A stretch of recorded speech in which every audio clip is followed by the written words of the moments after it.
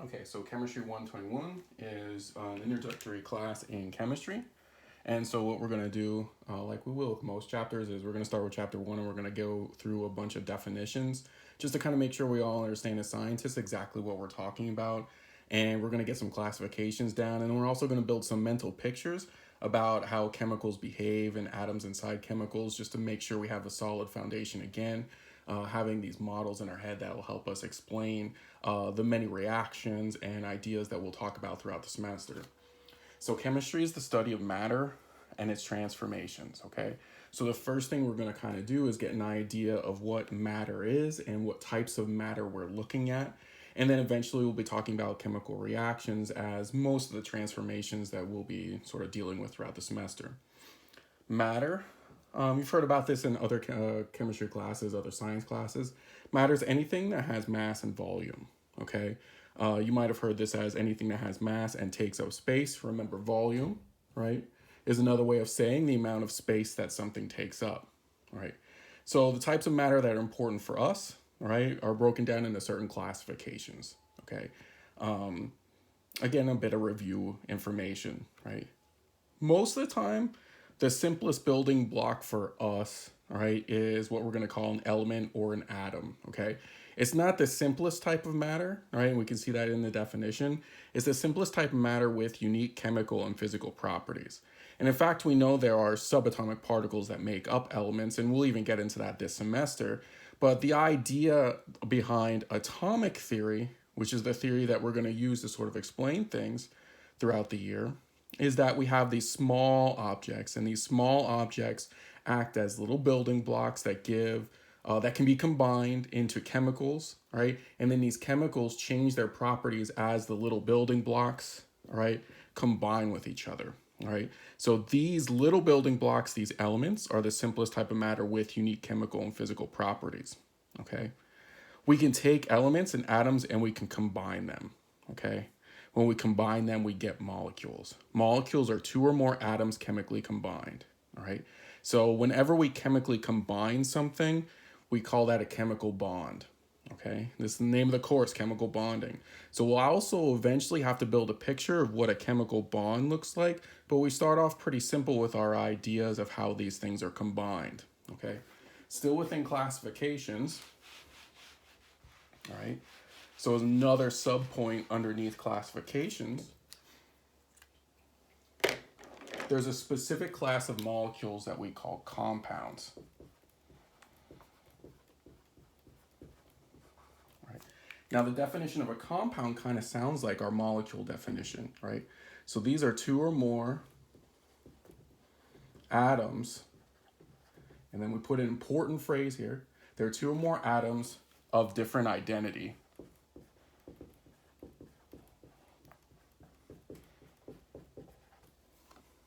Chemically combined.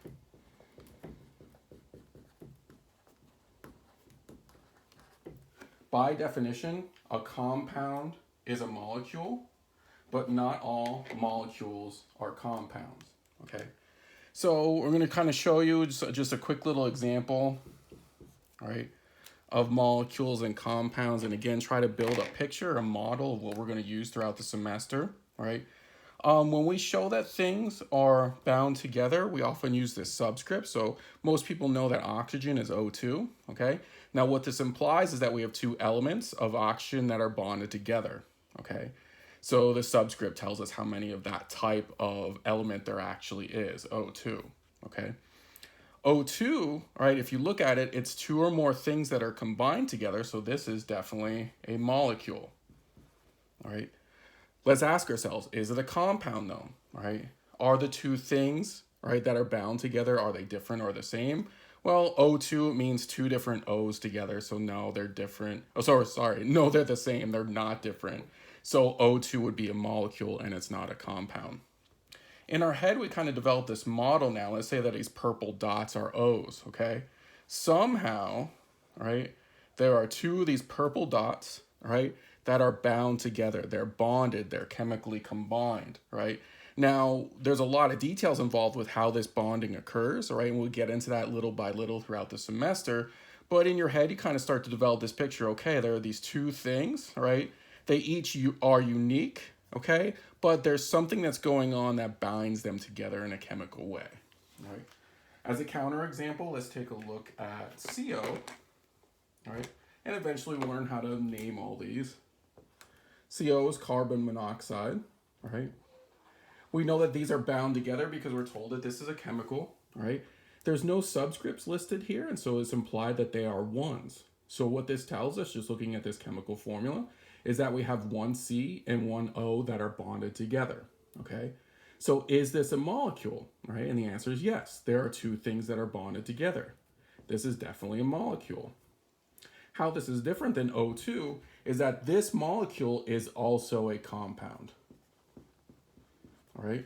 All compounds are molecules because by definition you have two things that are bonded together, okay? But not all molecules are compounds, and that's what we see with this example. Again, kind of developing the picture in our head. Let's say that carbon is red, right?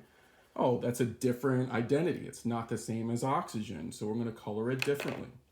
It's still bound now to oxygen, which we'll keep as purple. There's a chemical bond there. But we see, yep, it's two things combined, but they are different ID represented by the different color, okay? So I'll say it again because it's important. We need to kind of know how to classify things. All compounds, by definition, are molecules, but not all molecules are compounds, right? Now, what we can do is we can keep our classifications going further. Not everything that ends up sort of occupying the same space is chemically combined.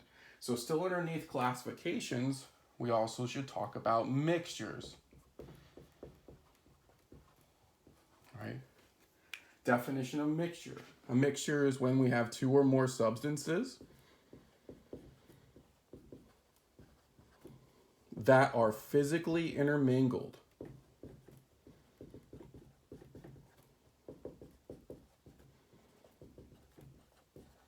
Right? Two or more substances that are physically intermingled. Again, this is part of our classifications, right? This physical intermingling is not involving a chemical bond. The way that you view this physical intermingling is essentially they're occupying the same space. They're near each other.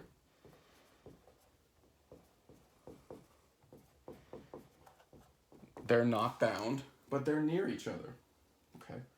So a quick little example. Okay. Those two molecules that we talked about on the last little bit of marker work we had down here, let's say we put them in a box. Let's say they're occupying the same space. Let's say that they're near each other, right? We can have oxygen in this box, and let's say that oxygen's in its gas phase. We'll talk about phases in a bit, right? Let's say we have a bunch of oxygen in here, okay? And they're all floating around that box. But then also inside that box, I have carbon monoxide, CO. What I see here is that in this space, right, what we have are two or more substances that are near each other. They're physically intermingling. Now, are there bonds between the carbon monoxide and the oxygen? No, they're not touching. And remember, the model that we're developing, the simple model that we're developing, is that when we have these spheres and we combine them up, we're going to show them touching. So are these guys touching? Well, no, but they're near each other. They're physically intermingling. We've made a mixture, okay? So can everybody see the difference between a bond, right, and just kind of occupying space near each other, right? So hopefully you can kind of get that idea. Mixtures come in two different forms, okay? Mixtures come in the form that we label homogeneous or homogeneous, right? And when we have a homogeneous mixture, right, we call this a solution. Right? And what we're going to look for a homogeneous mixture is no visible boundaries. So it's all about what we can see. So for a homogeneous mixture, we have two things that are physically intermingled, but there's no visible boundaries between the components.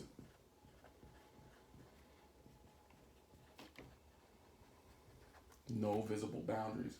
You are standing in a homogeneous mixture now. You are standing in air. Air is a great example of a homogeneous mixture, okay, of a solution. Those are synonyms, all right? Air is mostly nitrogen gas, right? But we're breathing, so there's also oxygen gas inside it. There's also other gas. There's inert gas like argon floating around. There's a little bit of hydrogen. There's some helium, okay? Now, if you look around your room, do you see a separate nitrogen layer, a separate oxygen layer, a separate argon layer? Nope. Are these guys bonded to each other, or are they separate molecules? Are they two or more substances physically intermingled? Yep. So we have physical intermingling. We don't see any boundaries. We've made a homogeneous mixture, okay? Another good example is salt in water. Dissolving something is actually producing a different state, okay? You have the same sort of things before and after. They're just physically intermingled now, okay? So if you dissolve salt in water, right? Unless you put a ton of salt in the bottom, put a ton of salt into the beaker that you're trying to do the dissolution in, where you start to get a salt layer in the bottom. If you just put a nominal amount of salt in there, it disappears, right? It doesn't really go away. It's physically intermingled and there's no visible boundaries. You formed a solution. You formed a homogeneous mixture, okay? One way that we can identify mixtures is they kind of retain the properties of the things that make them up. So for example, we can breathe oxygen, and then oxygen's part of air and we can breathe air. So there hasn't been a ton of change that's occurred when we make the mixture in terms of the chemical behavior. Same thing with salt and water. We could drink water. Water looks like a clear, colorless liquid. Salt in water looks like a clear, colorless liquid. We could drink it. Salt has a salty taste. Salt in water makes it have a salty taste. When you have a bunch of properties that are maintained, right, as you make and put things together, that's a good indication that you're making a mixture, right? There's one other class of mixture that we need to talk about. Sometimes we do have visible boundaries. And when we have visible boundaries, we're going to call those types of mixtures are heterogeneous mixtures.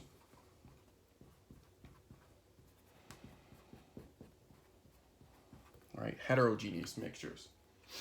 And again, two or more substances physically intermingled, they're still definitely a mixture, but there is visible boundaries between components. And this sounds a little bit confusing, but you can actually look around your room and also see heterogeneous mixtures. There are things that are not chemically combined, but you can definitely see different components, right? Like a real simple example that really drives the point home is something like pizza. So if you think about a pizza, you have things like sauce and cheese and bread and any toppings. They're all near each other. They're all part of the same thing that we classify as a pizza. But you can definitely see a cheese layer. And you can definitely see a difference between where the cheese is and where the sauce is and where the mushrooms are, etc. You can see all the individual components still, all right? So what we have there, things are definitely physically intermingling. We have a heterogeneous mixture though, because I can see the different components, okay? So this bit of classification work that we're doing is actually extremely important, okay? We've used words like physically intermingled, right? And chemically bonded. Okay, and getting these pictures in our head is really, really important, and getting these concepts down, all right, is something that we'll use throughout this semester and the next semester, actually. Okay. So I just want to talk about one other thing. This is outside our classifications, and because we've brought up both physical and chemical scenarios, the next thing that we're going to talk about are physical and chemical changes.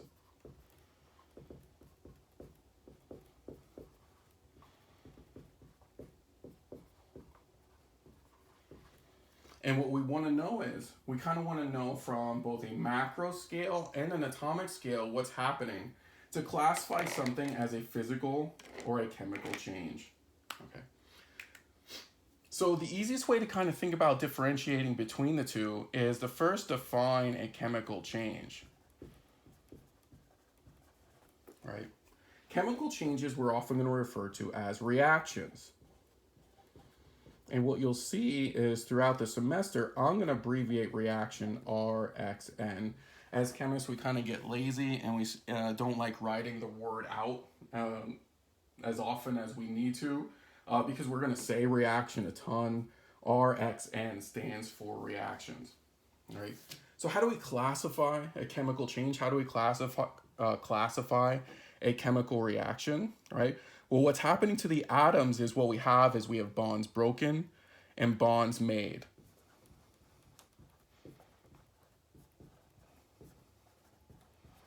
Right? For a strict definition, a chemical change involves a rearrangement of atoms.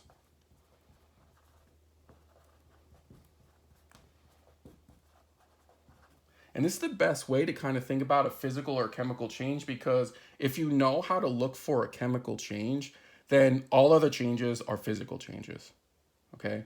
So you look for chemical change. If it fits this idea, if it fits this formula, these ideas, these words, these definitions, then you know it's a chemical change. But if you look at a change and you don't see that it fits here, then you know right away that it's a physical change, right?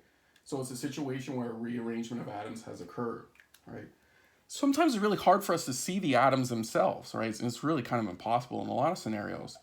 So what happens during a chemical change that lets us know that a chemical change occurred from like an experimental standpoint? What you'll see is a drastic change in physical properties.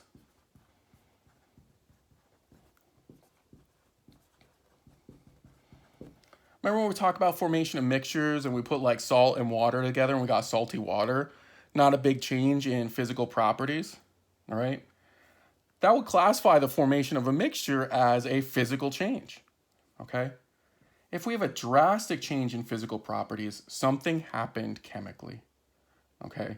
And so then we have a situation where, okay, well, something happened chemically, bonds were made, bonds were broken, atoms were rearranged, and we have a chemical change, right? So we're gonna look at this from two different perspectives.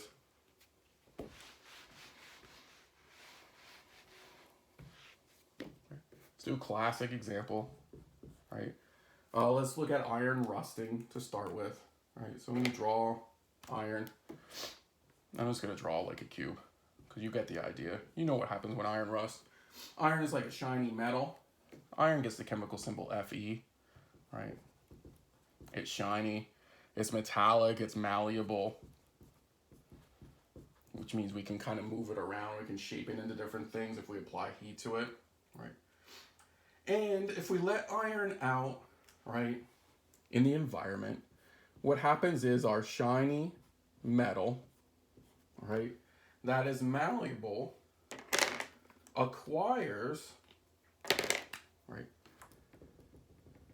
an orange, flaky sort of exterior. We see that iron rusting, right, letting it out in the environment, and that's an important distinction, has produced a different chemical, right? We see that this is no longer shiny, all right? What we see is we now have this like orange, sort of brittle, powdery substance that forms on the outside, right? If you look at whether this is a physical or chemical change, look at how you would describe the physical properties before. Shiny, malleable. Look at how you describe the physical properties now. Orange, brittle. We didn't say brittle before. Powdery on the outside, all right? What we have is a situation where, because we have a drastic change in physical properties, what we have noticed is that a chemical change has occurred. So this isn't that we've formed a mixture, right? We're not just physically forming two substances together here. This particular region where we have these drastic changes, right? A chemical change has occurred, right? And actually the iron has reacted with oxygen in the air, right? And what we get is iron oxide out, okay? A chemical change, right? Due to a drastic change in physical properties, right? So what happens on the atomic scale? So this is one way to look at it. Always kind of look for drastic changes in physical properties. That means that a chemical change has occurred.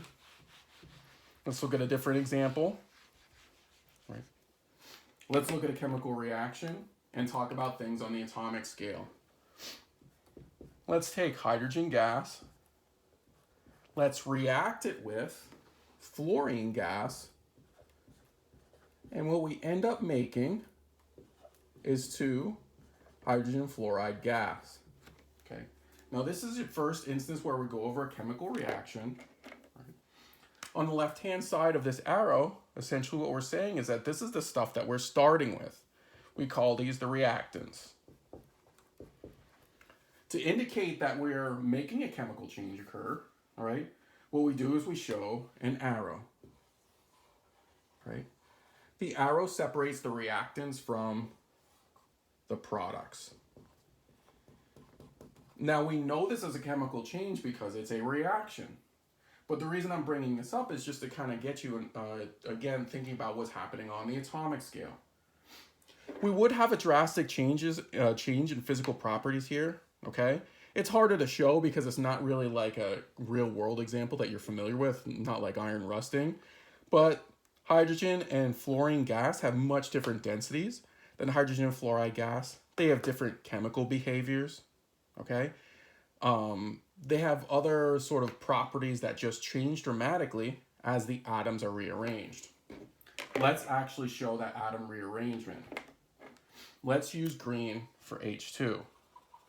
Ooh, maybe you can't see that. Try another green. I think that's better. So here's H2. Remember what that 2 tells us. It means that there are 2 hydrogens that are bonded together. What do we do to show things bonded together? We make these little spheres, we make these dots, and we have them touching. Right. Let's put fluorine next to it. Right. So here's fluorine gas. So here's 1F. What does that 2 indicate? Oh yeah, there are 2 of these together. Okay. What the reaction is telling us is that we don't just put these near each other, they change. Okay. The atoms are rearranged. And after the chemical reaction, there isn't a green, picked up the wrong marker, sorry about that. There isn't a green stuck to a green anymore, okay? And there isn't an orange stuck to an orange anymore. And in fact, what the chemical reaction tells us is, right, a green is stuck to an orange. It was 2 hydrogens stuck together before, 2 fluorines stuck together before, and now it's a hydrogen and a fluorine stuck together. When we say rearrangement of atoms, this is what we're talking about, right? It's not a green bonded to a green on the product side. After the change, it has been rearranged where the green's not stuck to another green, a green is stuck to an orange. A green is bonded to an orange. Whatever's happening with that bond, all right, we don't need all those details to see that a rearrangement of atoms has occurred, and again we have a chemical change. We aren't mixing hydrogen and fluorine together, right? We see, all right, we have a rearrangement of atoms, all right? The physical properties, because you're going to take my word for it, have changed dramatically. We have a rearrangement of atoms, and we have a chemical change. Now, even though you're probably familiar with a lot of things we talked about in this video, make sure you take diligent notes. If anything is unclear, all right, make sure you ask questions. This, again, I'll say it because it's really important. This idea of classification, this idea of understanding a common verbiage, understanding common words that we're going to use throughout the semester is essential for understanding the more difficult concepts that we go over this semester. So as always, compile a list of questions, email me, right? And if you feel comfortable with everything that we went over in this video, then go on to the next video, please.